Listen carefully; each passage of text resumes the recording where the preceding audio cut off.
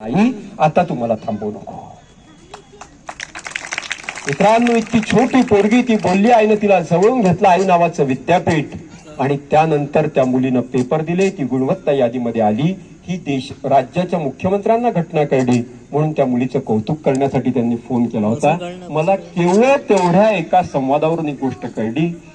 माझा आपल्याला एक फक्त खूप उशीर झाला आहे, तुम्ही 5 वाजल्यापासून आहेत, अनेक भाषणं तुम्ही ऐकलेली आहे, मला पण आता जायचं आहे. फक्त माझा एक तुम्हाला शेवटचा प्रश्न असा आहे की आपल्या जीवनामध्ये खूप चांगलं व्हायसाठी, वाईट गोष्टींपासून स्वतःला दूर ठेवण्यासाठी, फ्रीजमध्ये आपले किंवा आपल्या मित्रमैत्रिणींचे किंवा बहिणीचे तुकडे न होऊ देण्यासाठी तुमच्या माझ्या बापाची मरण्याची प्रत्येक वेळ आवश्यकता आहे का? आपला आईबाप न मरता देखील आपण चांगल्या गोष्टी ठरवू नाही शकत? ठरवू शकतो ना? मग तो पर्याय आता आपल्याला निवडायचा आहे. जिवंत मायबापांच्या चेहऱ्यांकडे ठेवून मी असं कोणतंही काम करणार नाही ज्या दिवशी माझ्या बापाला गावातून जाताना लाजेनं मान खाली घालावी लागेल. ही मुलगी, आणि फक्त तुम्हाला शेवटच्या 1 मिनिटामध्ये दुसरी मुलगी सांगतो. मी तुम्हाला माहित आहे, आता मी गावामध्ये नेहमीच येतो. मी कुऱ्ह्याच्या महाविद्यालयामध्ये प्राचार्य होतो. प्राचार्य असताना सगळ्या नियमांसोबत माझा एक नियम मी त्या महाविद्यालयामध्ये केला होता की बाकी सगळ्या सह्या करण्यासाठी वेगवेगळ्या लोकांना अधिकार दिले होते, पण कुठल्याही मुला मुलीची शेवटची सही मात्र मी स्वतः करेल. त्याचा स्टॅम्प होता सहीचा, पण मी आमच्या कार्यालयामध्ये सांगितलं होतं की नाही, ती सही घेण्यासाठी प्रत्येक मुला मुलीला तुम्ही माझ्या केबिनमध्ये पाठवायचं.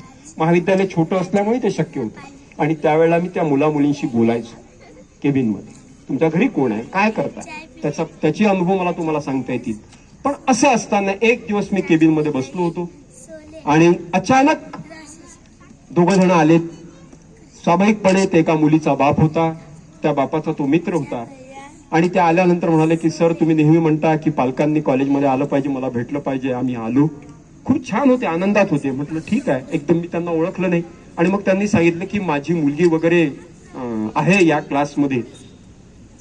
मी म्हटलं ठीक आहे. तर म्हणाले कसं छान अभ्यास वगैरे. तर मी त्यांना प्रामाणिकपणे सांगितलं की एकदम मला काही तुमच्या मुलीचा चेहरा वगैरे लक्षात येत नाही, पण तुम्ही जर तुमची इच्छा असेल तर मी संबंधित सर मॅडमला बोलवतो आणि तुमची ती माहिती घेऊन तुम्हाला देतो.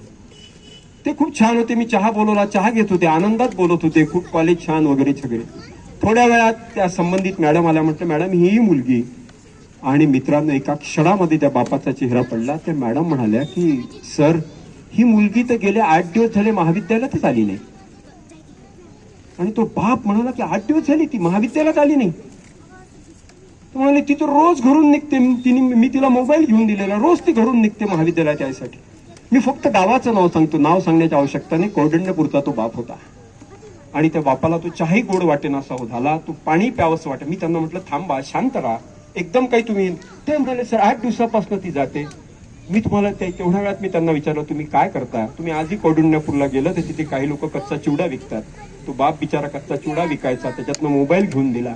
माय देखील कुठेतरी भांडे घासायला जायची, आणि ती मुलगी घरून रोज सांगून महाविद्यालयाच्या नावानं कोणा चुकीच्या व्यक्तीसोबत जात होती ते नंतर सगळं कळलं.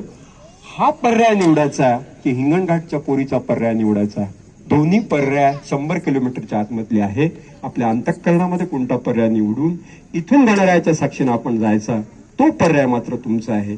त्या पर्याय मी तुमच्यावर सोपवतो, आणि तुमच्या मनावर, आणि तुम्ही ज्या एकाग्रतेने ऐकताय की थकले असताना, त्यामुळे तुमच्या अंतःकरणातल्या चांगल्या निर्णयावर पूर्ण विश्वास व्यक्त करून आपली रजा घेतो. बोलो भारत माता की जय.